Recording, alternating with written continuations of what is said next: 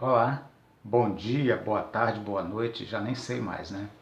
Vamos falar de trabalho?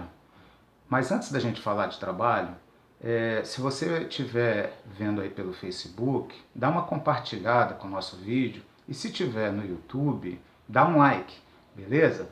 Bom, vamos falar de trabalho então, né? Na verdade, de trabalho não, né? Vamos falar do Dia do Trabalho, ou melhor ainda, Dia do Trabalhador. Bom, eu sou o professor Marcelo, professor de História lá do Centro Educacional Radier. Dia do Trabalho ou Dia do Trabalhador? Eu, particularmente, prefiro Dia do Trabalhador, até pelas características do dia. Dia do Trabalho é todo dia, né? Bom, quando que começa essa lembrança, essa comemoração do 1º de Maio?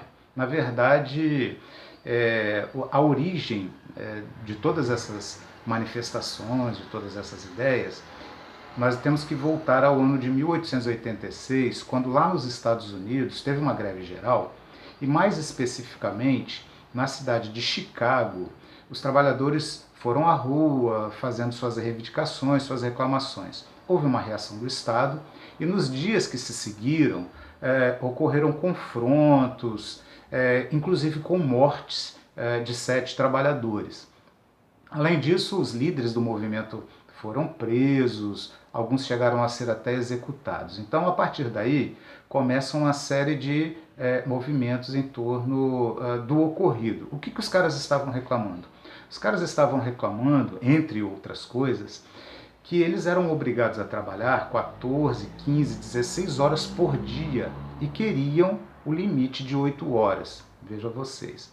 Pois bem, daí para frente, as manifestações, né, vão continuar sempre lembrando esse 1º de Maio. Em 1889, a Segunda Internacional, que era aquela reunião que ocorria, né, dos partidos socialistas e trabalhistas do mundo todo, estabeleceram o 1º de Maio como o dia de manifestação, o dia de reivindicações. Então, começa mesmo um movimento só de trabalhadores. Em 1919 é que, pela primeira vez, um Estado, né, um governo, assume esse Dia do Trabalho. Então, na França, em 1919, foi estabelecido um feriado e, inclusive, é lá na França também que os caras vão botar na lei que o trabalho não poderia exceder a 8 horas diárias. Então já começa, né, uma vitória interessante a partir daí. Em 1920, a Rússia também estabelece o feriado do dia 1º e aí aos poucos os vários países vão também fazendo essa lei. É um perigo, né? É um perigo porque a partir daí você tem o Estado assumindo. Então o que era um dia de reivindicação vai aos poucos se transformando num dia de festa. E aí vão, né, disfarçando o real motivo, né, a real motivação do 1º de Maio.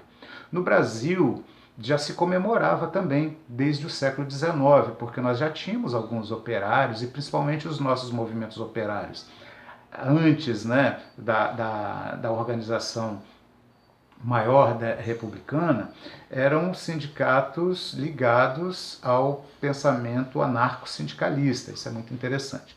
Bom, em 1925, o presidente Arthur Bernardes vai então estabelecer o 1º de Maio como feriado nacional.